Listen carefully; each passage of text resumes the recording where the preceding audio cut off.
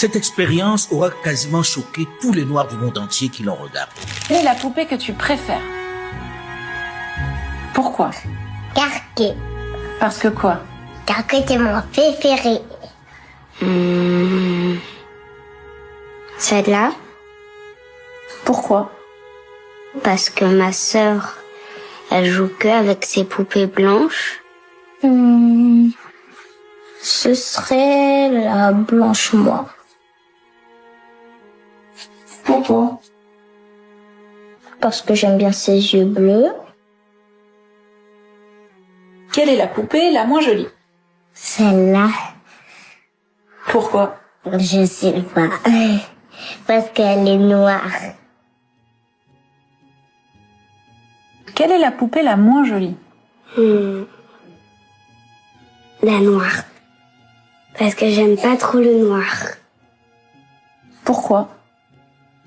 Parce que tous les enfants de mon école, ils sont blanches. Et moi, quand je serai grande, je mettrai de la crème pour devenir blanche. Chacun aura été blessé, meurtri par les propos, les choix de ces innocents enfants qui manifestent leur tristesse, leur frustration d'être tout simplement noirs. Ces enfants pour qui le blanc est plus beau, et le noir vilain, moche. Cette expérience n'est pas nouvelle. On en a réalisé aux États-Unis, en Grande-Bretagne et en France, et pourtant les résultats ne varient pas tellement. Quelques-uns des adultes qui visionnaient ce film ont même manifesté leur colère vis-à-vis de ces innocents enfants qui expriment crûment, le plus naturellement possible, leur ressenti.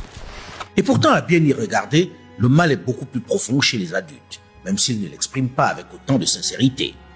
Il suffit de regarder combien sont florissantes les industries consacrées aux produits de dépigmentation sur nos marchés. Il suffit d'observer la somme des produits de décapage qui circulent dans nos capitales pour avoir une petite idée de l'ampleur du mal. 25 milliards de francs CFA par an. Rien que pour cette industrie qui menace la santé publique, simplement parce que certains veulent avoir le teint clair. Canon de beauté selon eux. Certains en arrivent même à mutiler leurs bébés, leurs enfants, avec ces poisons. Et cela ne concerne pas que les plus démunis, figurez-vous. Il existe même des dirigeants et stars du show business adeptes de cette pratique d'un autre temps. Autre incongruité, autre manifestation de nos complexes véhiculés par les médias et l'éducation. Ces perruques qui prolifèrent dans nos maisons. Les énormes budgets dépensés pour les différentes moumoutes. Les différentes perruques brésiliennes ou indiennes que traînent nos sœurs et mères pour avoir une coiffure qui ressemble à celle des blanches que l'on voit généralement à la télévision. 26 milliards de dollars qui partent de l'Afrique chaque année en raison de ce complexe aigu. En réalité, l'immense majorité d'entre nous sommes encore victimes de ce complexe construit au fil des siècles à travers. Triste. Thomas Sankara disait: l'un des plus gros challenges dont la jeunesse africaine est confrontée, c'est d'abord la décolonisation des mentalités. La décolonisation des mentalités. Aujourd'hui, la colonisation, elle n'est plus présente de façon physique.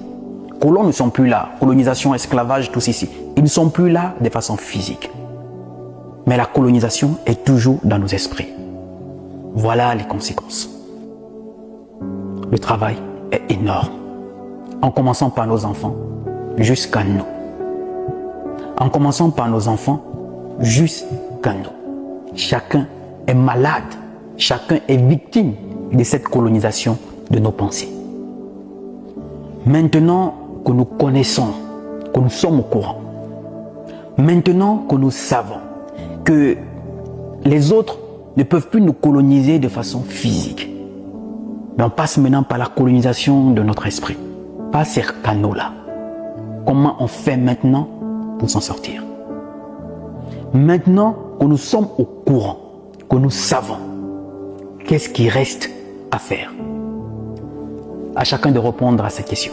Parce que de façon directe ou indirecte, si nous ne sommes pas des victimes, autour de nous, l'un des nôtres est une victime.